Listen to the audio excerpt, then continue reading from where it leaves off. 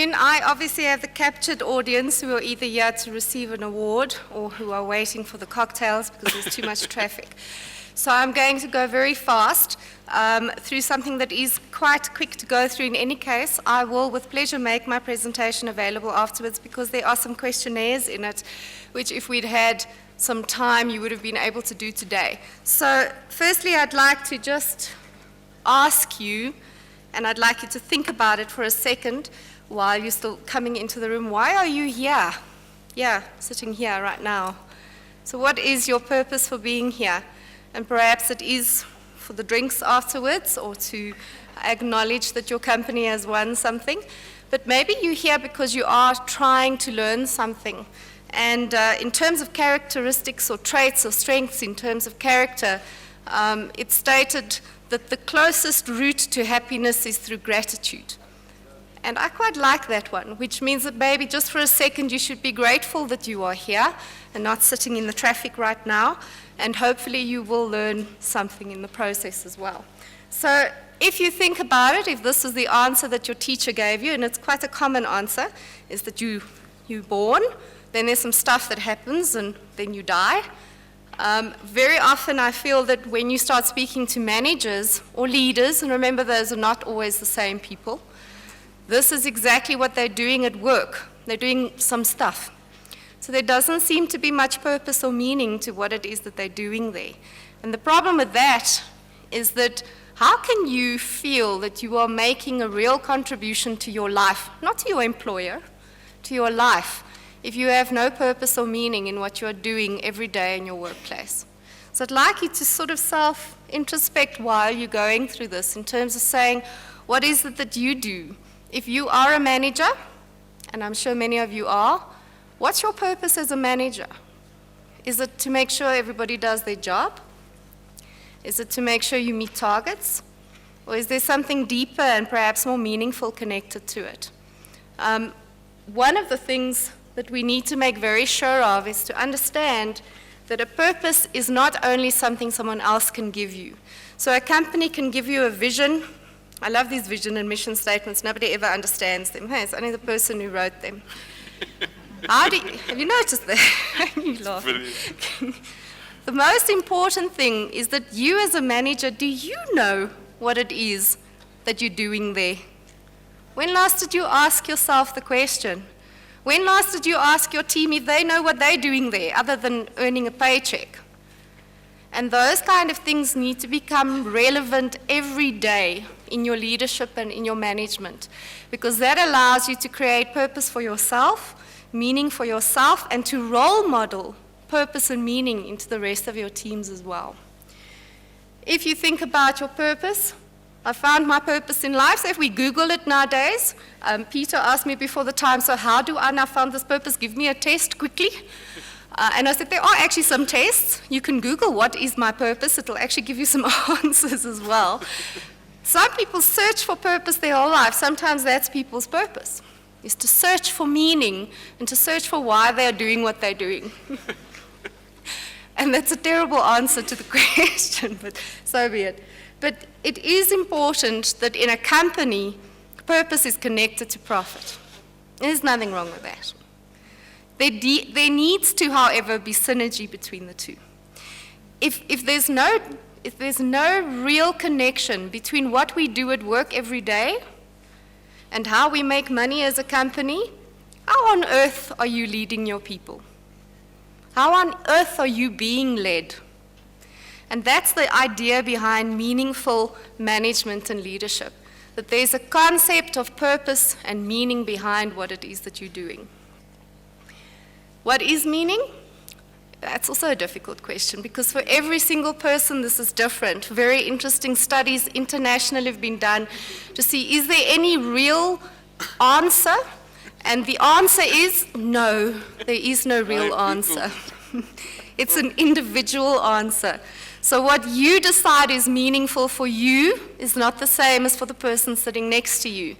And there comes my ultimate problem with performance management bonuses, because those are not very meaningful for very many people as soon as they've left their bank accounts. So we do need to have a look at that. I'm not going to do the questionnaires, so now I've got a little meaningful catch in for you as well. Hey, you want the questionnaires, you're going to have to contact me to get them, okay?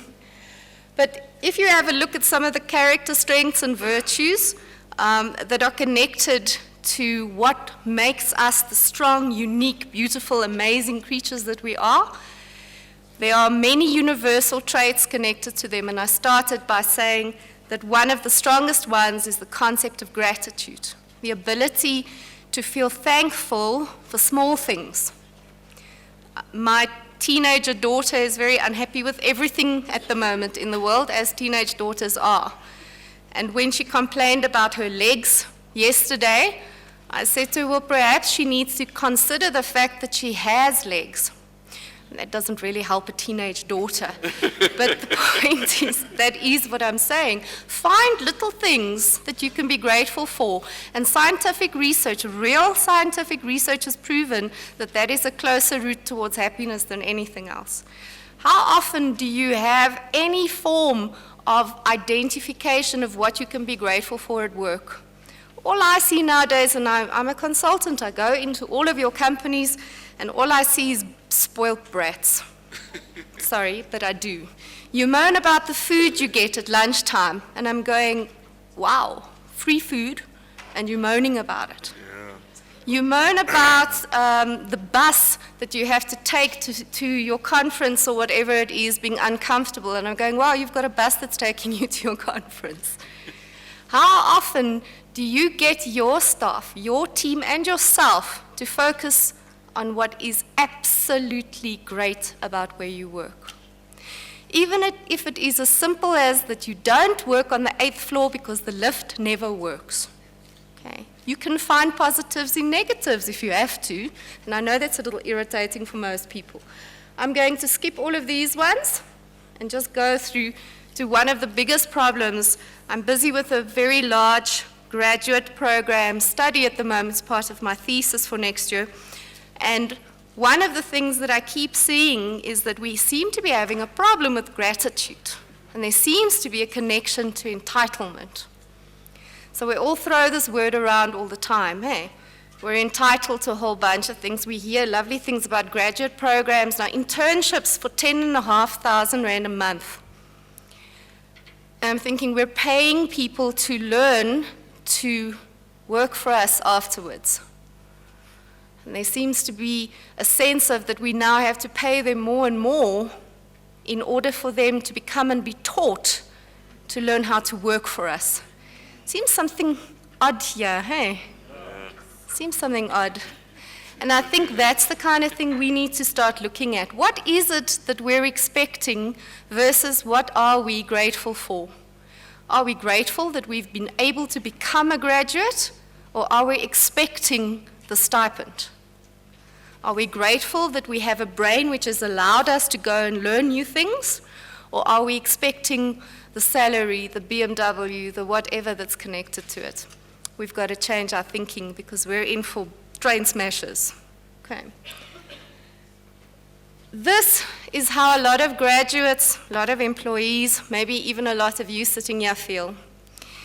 There's this concept all the time between those in your team who can't do a damn thing and those in your team who won't do a damn thing and you in the middle with a trolley that can't go anywhere then. We felt how frustrated it is when you know that there is enough ability in your team and yet you're not able to meet any of your requirements ever. And that's part of this process of saying, what is it that we need to do? I don't have all the answers, but I will tell you one of them. Those who can't must be skilled. Now, obviously, IPD is a skills development strategist par excellence. Hey, our job is to train mentors, by the way, that everybody was talking about. But we've got to skill those who can't, because not being able to will demotivate me, will allow me to not work properly, will make me start making up excuses. And you find, especially among the young high flyers, they have a sense of imposter syndrome. Ever heard of it? They keep waiting to be caught out. Yeah. That they don't really know as much as what everybody seems to think they know. Even though they do, hey, It's actually just insecurity. But imposter syndrome is part of this. It disallows them to tell you they don't know how to do something. It disallows them in your PDPs, which no one does in any case, to tell you that they have gaps in their critical work that they are getting somebody else to do and buying them a beer on a Friday for.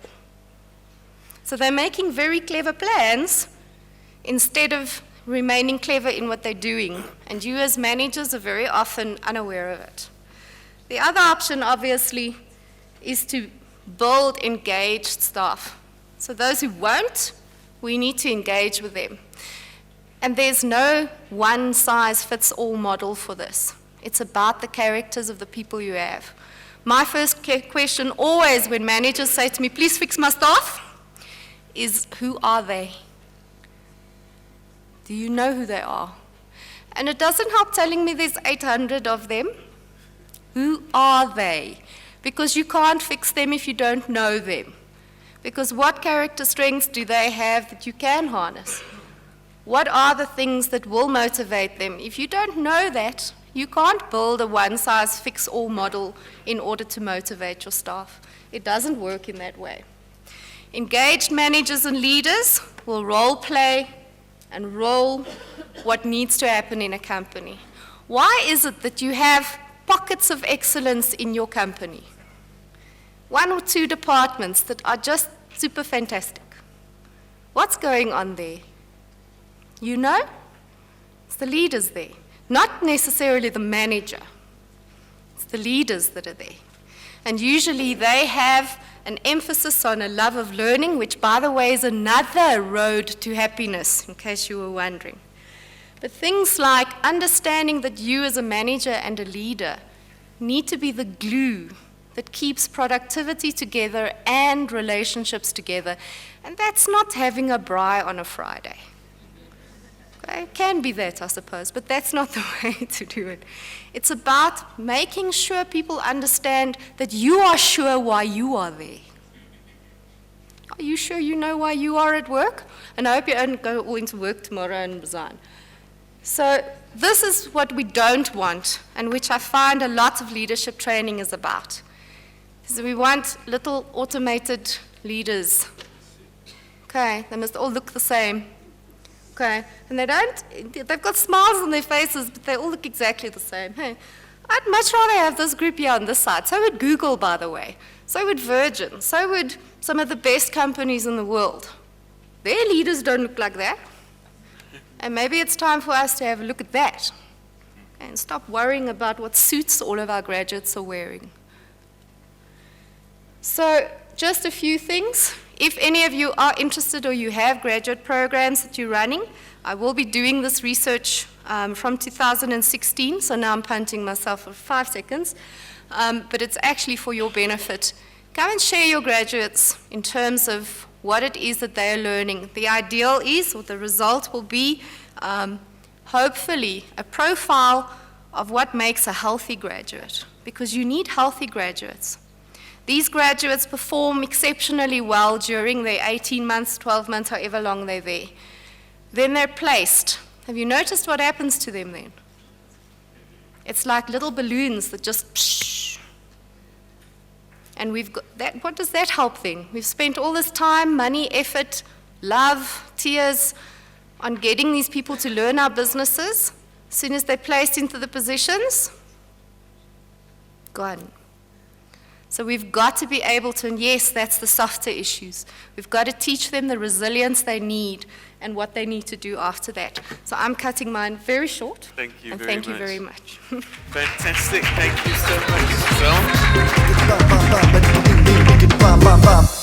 Gizelle.